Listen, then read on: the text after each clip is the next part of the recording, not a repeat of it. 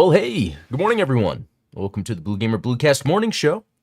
I am your host, Adam Blue, 30-plus year video game enthusiast. So, I know what I'm talking about. Okay, that sounded a little arrogant, but I feel like excitedly I know what I'm talking about. So interesting, usually with this format, I talk about what games I've been playing, and then we jump into some news, maybe some interesting topics, but it was just one of those days. It happens often, actually. I didn't play any video games yesterday. In fact, I was actually pretty busy in general. I didn't catch up on any video game news or anything. I did a little bit this morning, so we'll have some stuff to talk about. But, it just happens every once in a while where you don't get to some games, and that's kind of fun. It's like a little break, maybe. And sometimes that kind of helps as like a palate cleanse for the next choice of game you play, right? Good morning, Ultronymous. Good to see you in chat. Okay, sorry. You know what? So every morning I bought, I don't have it here, a ginger lemon tea bag that you just throw in. You throw some hot water on top. And I'm trying to use this every morning to kind of get my throat all cleared and everything. And it tastes good, hot water. That's that sort of thing. I enjoy that. It actually helps me out in the morning a lot for multiple reasons, but then I'll do coffee in a little bit. They always say to get hydrated first, Okay, enough of that. So where do I want to start here? Let's bring up, we'll start with this. I think this is pretty neat. OG Resident Evil Trilogy is coming to PC and you can buy the first game now. It's like, well, they have the remakes out. What's up with this? And then, oh my gosh, clear my throat. And then GoG, Good Old Games, is getting the first Resident Evil at no DRM. Okay, this is cool. Okay, this is cool for multiple reasons. What's happening is the original version of a game is being released DRM free and on GoG. It's a service I was actually talking about yesterday. I think someone brought it up in the chat. And it's actually neat because on the flip side, there is word that Resident Evil 1 is being remade in kind of the more recent Resident Evil 4 style. And so I like that Capcom will allow non-DRM games to be released. Yeah, it's the old Resident Evil, but it's still neat because this is Capcom identifying that they do have older games that people would still want to play, even if there are remakes of them. And so it's available. And so it's all three games, original PC release. That is pretty neat. So good on GOG, good on Capcom. So this is like another little, I think, victory for, even though I don't want us to rely on the IP holders to make previous games available and all that. It's just cool that Capcom did this because now this is DRM free on the internet. So old gold, as they say. That's right, Ultronymous. Okay, so speaking of remakes, what was that other article? Okay. The remake boom has been in full swing in recent years to the point that it's starting to get tough to keep track of all the projects in the works. Thankfully, we've gathered as many of the announced remakes, not remasters, that we could find and gathered them in one neat list, arranged chronologically by release window. This will be an evolving list that will be updated as new remakes are now. So it's like with the original Resident Evil, you could almost say, even though that was a remake, that was more of a remaster than it would be a remake if they did it in Resident Evil 4 style. So it's interesting when it comes to games, remakes, releases. It's like with movies. If they remake a movie or they just take the title, like Total Recall, how the movies were very different from each other. It's interesting how movies and games work that way. But here's some remakes, remade from the ground up coming up. Riven, sequel to Myst. Myst was a game I played quite a bit when I was younger, when that just looked good and it was in first person. Let's see. Disney Epic Mickey Rebrushed. Oh, yeah, September 24th. I never played the original. I'd be down to try this out, especially if they're, doing a remake. It must be good, right? Let's see. Silent Hill 2. Yeah, this is a big one that's been talked about. I don't know if I've played the original Silent Hill 2. I know I've played a Silent Hill game. It never really beat it. Okay, Romancing Saga 2. Not familiar with this, but it's cool that this was a game first released in 93. So actually I have heard of this. That sounds like something, a Super Famicom RPG that's, the Seven Kingdoms thing. Dragon Quest 3 HD 2D Remake, November 14th. That looks great. I might want to play that just because of the way it looks. Wasn't there... and I think it was made by From Software. Didn't they make like a Zelda-like with pixel graphics? Okay, hold on. Let me type this in. From Software Pixel RPG. Let's just see if... and it might not be From Software. Or was it Voxel? No, it was Pixel. I'm gonna just put PS3 just let me... And I'll look in chat just to get... No, I'll try to see. You're not sure. 3D Dot Game Heroes.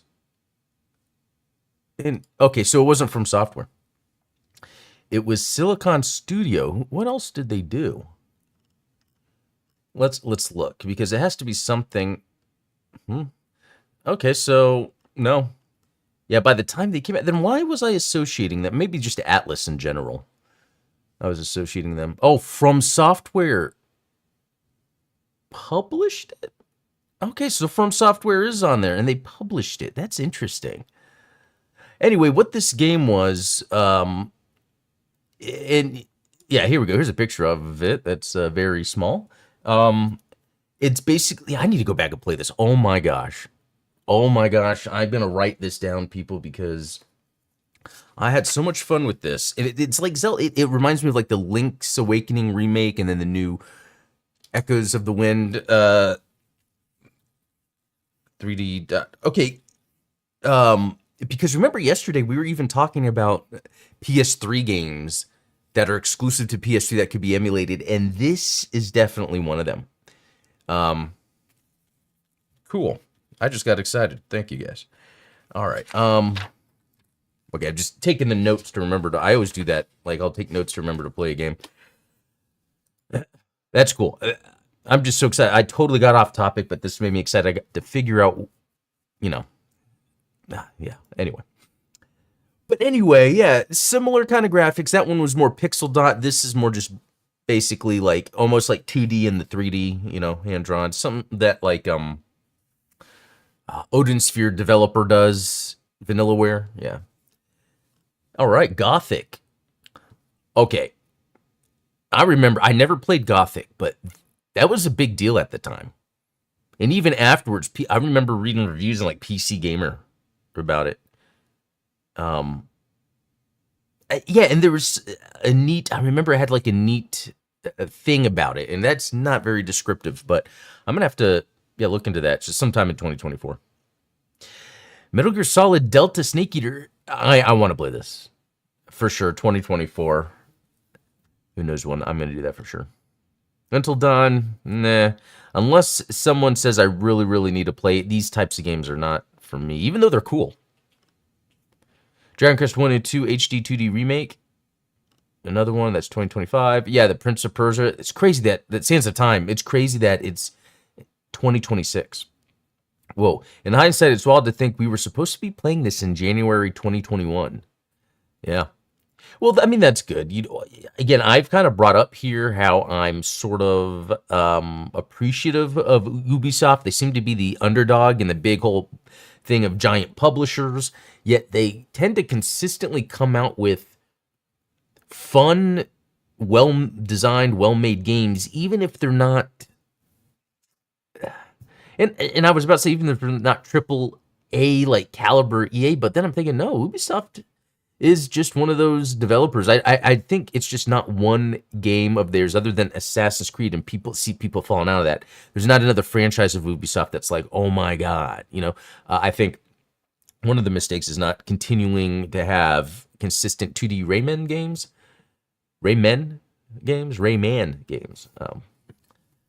But yeah, so they're taking their time. Front Mission 3, that's very cool.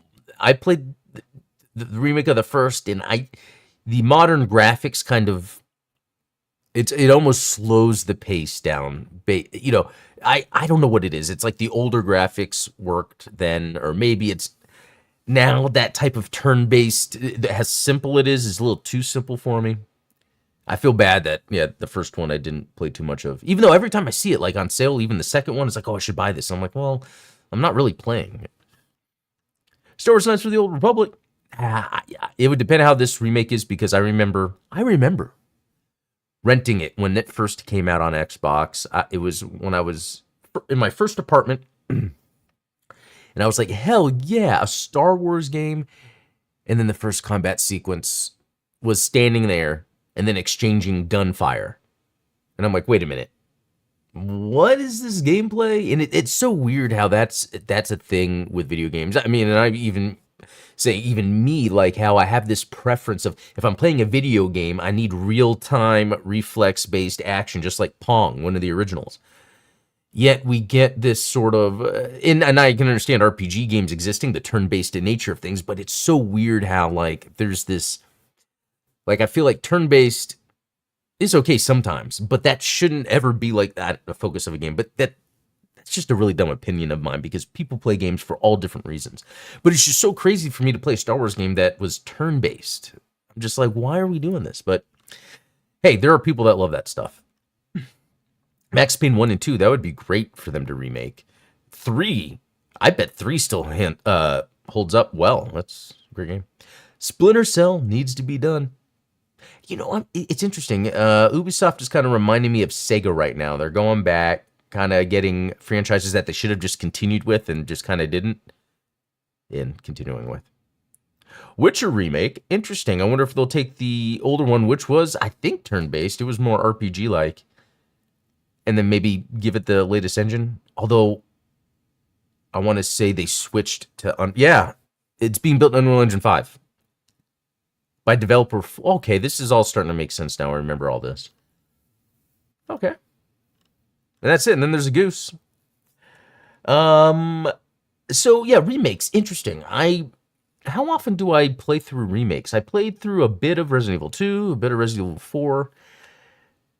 But I didn't complete them. It's one of those things where it's like, I get it, I know what I'm getting into, and I've enjoyed my time moving on. Dead Space remake, I played a bit of that, was the same kind of thing. Like, oh yeah, I know what's going on here, this is cool, I'm going to move on. That's very interesting. Let's see. Ultramus, I thought the KOTOR remake got canceled. Yeah, that's a really good point. So what seems to be happening is there is a developer that has the rights to make the game, but they need to be funded by a publisher to make it.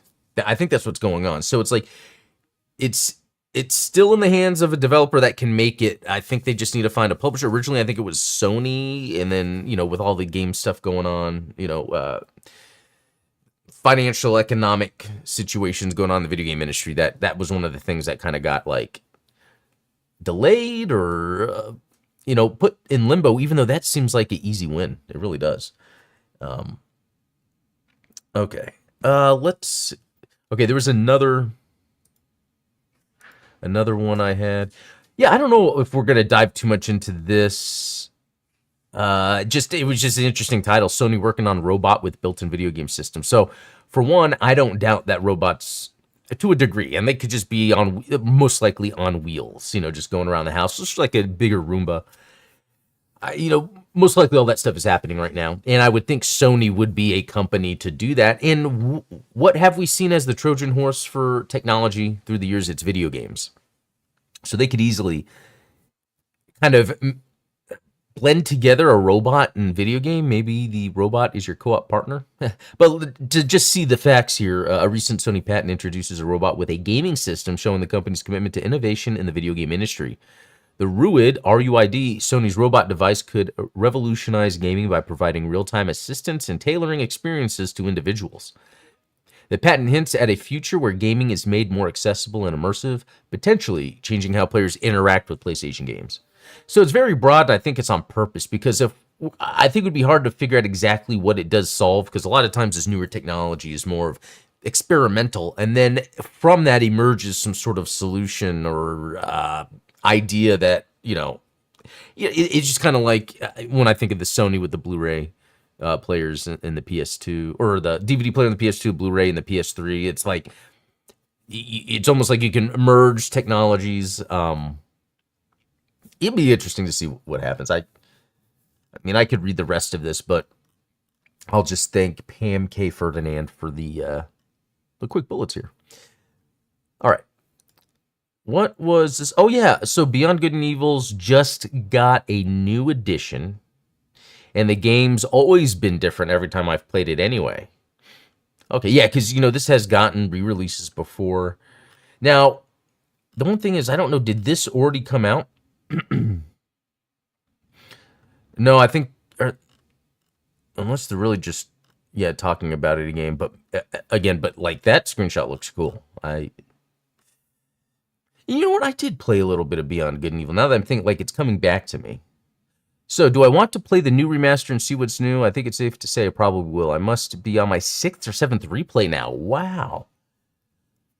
Okay, so, you know what? I actually get an Evil, is it a 20th anniversary edition, or? Let's see. Yeah, June 25th, 2024. Oh, that was yesterday. Okay, so the 20th anniversary came out. Huh. Mixed. 1999. Let's see. What are... If you own the original game, this remaster, not worth it for $20. If you haven't played the original game, then maybe it's worth it for $10? I don't know. I feel like 20. Does not allow family share. Wait, if it's... Oh, Ubisoft. It's probably with the Ubisoft Connect. I'll be playing that later. That's pretty cool, actually. I did not even... Yeah, let me just load it up real quick and see if it's actually there. Because I didn't even think about that. That'd be something great to jump into this weekend.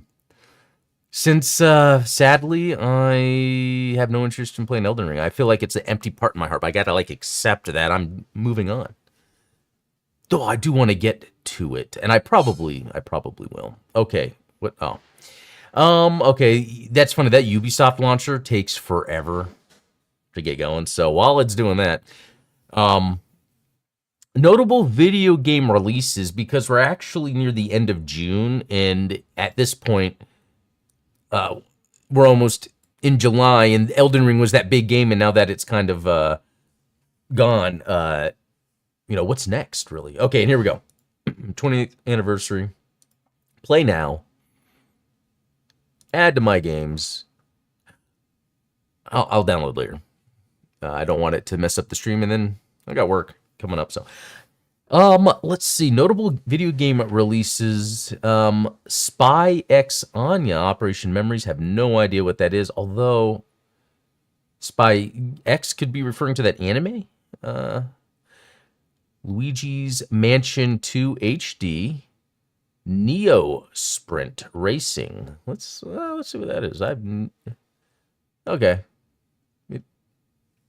Man, I don't want to look at something and be like, nah, but it's cool because it has a bit of cell shading. It has Atari on there. Let's see. Wait, TBD. What? So tomorrow. So it probably just hasn't. Okay, it's on Steam. Let's see what this looks like. Oh. Okay, so they're kind of doing some classic style racing. Interesting. Let me just add to the wish list, because I'll probably check it out later, and then maybe I can report back. That looks like a level editor. Huh. The exhilarating Atari Racing Classic Sprint Series. Wow, so this is based off of the old Atari series. That's why it looks like an old game. Okay, everything's coming together. I get it. Neat. Okay. Let's go back here. Okay, yeah, the Beyond Good and Evil. We just got Riven. Is that soon? Super Monkey Ball Banana Rumble. That actually sounds like a good idea. But until then... No, I'm joking. That's called Until Then. Let's look at that. What is this? Let's see. Until Then. Okay. It looks like it's a visual novel thing. Probably not my jam, but I'm always curious, especially if it could evoke an interesting, feeling when playing. And there's a demo, so let me just add this. I wouldn't mind just checking that out if I got some time. Let's see. So okay, this goes to older releases. Yeah, so these are the latest releases here. This is a really good, and this is Metacritic. I need to save this. I'm going to throw this in my folder so I can get back to that later. So Super Monkey Ball, a Banana Rumble. Is it really just on Switch and that is it? Huh. And it's $49.99? Huh. Let's see. Yeah, Nintendo Switch. I mean, do they... I don't know. So I wonder how much maybe it uses a lot of the Switch's gyro rumble stuff, for the game. And that's why it requires that. And I feel like then PS5 could do it. And Xbox is the only one missing that ability in their controllers, which I think is changing soon. But pretty neat. Pretty neat.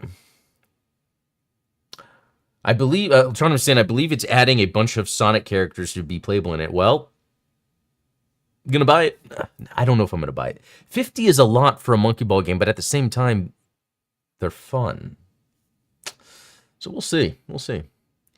Okay, so that was just some stuff I gathered from this morning when I was looking at news, but let's actually dive into like some news articles from this morning. See, last night, see if there's anything I missed. So Shadow of Erdtree receives first balancing patch. I don't know why I'm having trouble with that. Let's see. I wonder if they're going to... I don't really need to dive into that. If you're interested, obviously, what the updates are. Because there's always balancing, and my first thought is, is this related to people saying it's too hard? But I doubt it. I really don't think, yeah, it's probably a hard game, but I don't think it's any different than any other Souls. Because they're not going to make it to where it's impossible. They're going to make it to where they're trying to get you to repeat, learn the moves, all that. Okay. Okay, analysis. Who's working on Metroid Prime 4 Beyond? Well, I thought it was Retro Studios, right? But, maybe not. Nintendo announced back in 2019 that it had decided to restart development from the beginning for Metroid Prime 4 with producer Kensuke Tanabe, calling in Retro Studios to take over the project from its original developer. So that was in 2019. Interesting. Although Nintendo Retro Studios have remained tight-lipped on the game's development to date, VGC analysts analysis gives some idea of the staff who've been contributing to the game's development. Since this analysis deals with public-facing information, there are some caveats. The nature of non-disclosure agreements means it's currently unclear if Metroid Prime 4 is the only game Retro Studios is currently working on, so there's always the possibility that some of the stuff listed below are working on something top secret. Some of the staff listed below. Some staff may also have left Retro. Okay, so this is a lot of maybe just speculation based on some interesting things happening. Wow, yeah, so Heffley is vast experienced character modeler who has worked on more than 20 titles. Call of Duty, Black Ops, Sleeping Dogs. Most relevant for Heffley's role at Retro, however, was his 9 years at Microsoft's 343 Industries. Wow, this person has done some amazing things. It's someone who designed Tropical Freeze returned after a 2-year absence. Wow. They worked on Super Lucky's Tale, which is a platformer that's actually pretty good. There's 2 of them. And I feel like it's underappreciated. Let's see. And I feel like, originally, it was on Game Pass. I was thinking, is that an Xbox exclusive? Because then they should totally double down on another mascot. Not that it would be theirs, but anyway. Wow, an Epic Mickey developer. So there's so many people from so many different games that, in terms of prestige games or stuff like that, Santa Monica Studio, wow. God of War. So, I wonder if this is one of those things where, I wonder if Nintendo was trying to really hold on to and be the ones doing, Japanese developers doing the Metroid Prime thing after, what was it? What was that crazy 3D one on Wii? Anyway, and I never played through that, and I need to. But it's interesting that then they, like, last minute, and I say last minute because it's been announced for so long, went back to, dinner deals from 8.90 at Cracker Barrel's good.